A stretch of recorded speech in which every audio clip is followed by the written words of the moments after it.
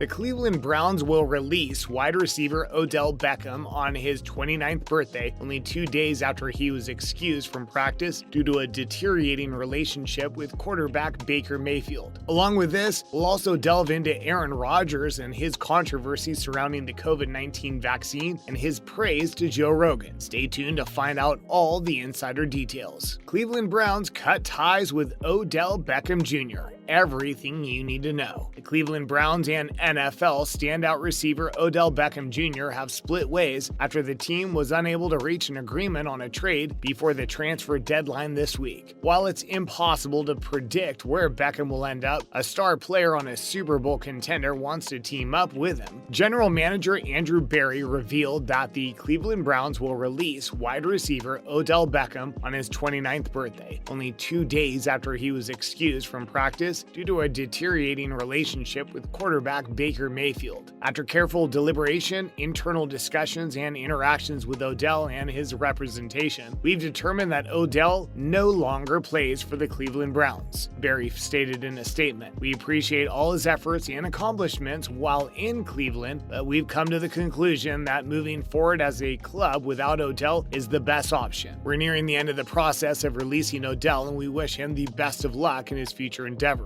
According to an individual who's close to the situation, head coach Kevin Stefanski informed his players before Wednesday's last week practice that Beckham was not a member of the squad at the moment. Beckham missed practice on Wednesday and Thursday due to a shoulder non-injury issue, and his release on Friday brings to an end a 3-year stint at Cleveland that began with such promise with a 1,035-yard season in 2019. However, after suffering a season-ending ACL injury in Week 7 of last season, Beckham was almost non-existent in the Browns' offense in 2021, collecting just 17 receptions for 232 yards in 7 starts. With Beckham's release, any team can file a waiver claim for him, with the team with the highest waiver priority taking on his current deal, which pays $13.8 million in base salary in 2022 and 2023. To make him easier to claim, the Browns are anticipated to convert his base pay to a signing bonus and cut his base salary to the league minimum. The Lions, Dolphins, Jets, Texans, Jaguars, Giants, Washington football team, Eagles, Seahawks, and Bears are among the top 10 teams on the waiver wire. Beckham ranks 17th in receptions, 504, 10th in receiving yards, 7,210, and 7th in receiving touchdowns, 51, since joining the league as a first-round choice of the Giants in 2014. He's a great player and a great addition to any team. It just seems like he isn't the right fit for the Cleveland Browns right now. Odell Beckham Jr. signs with the Los Angeles Rams. The Cleveland Browns only recently released wide receiver Odell Beckham Jr. last week, and the Los Angeles Rams have agreed to sign him. This will be the 29-year-old's 9th NFL season, and he has already surpassed 1,000 receiving yards in 5 of them. Beckham's decision to relocate to Hollywood stemmed from his continuous struggles with Browns quarterback Baker Mayfield. OBJ's dissatisfaction with playing for Cleveland became well known, as he only saw 5.7 targets a game. Many others, including LeBron James, who is a huge Browns fan, started tweeting under the hashtag #FreeOBJ after clearing waivers after being released by the Browns. The Rams entered the free agent bidding for Beckham on Wednesday. The Rams and Odell Beckham Jr. have agreed to a 1-year deal worth up to $4.25 million, according to NFL Media's Ian Rappaport. If Beckham has been grabbed off waivers, he would have been due to a $7.25 million,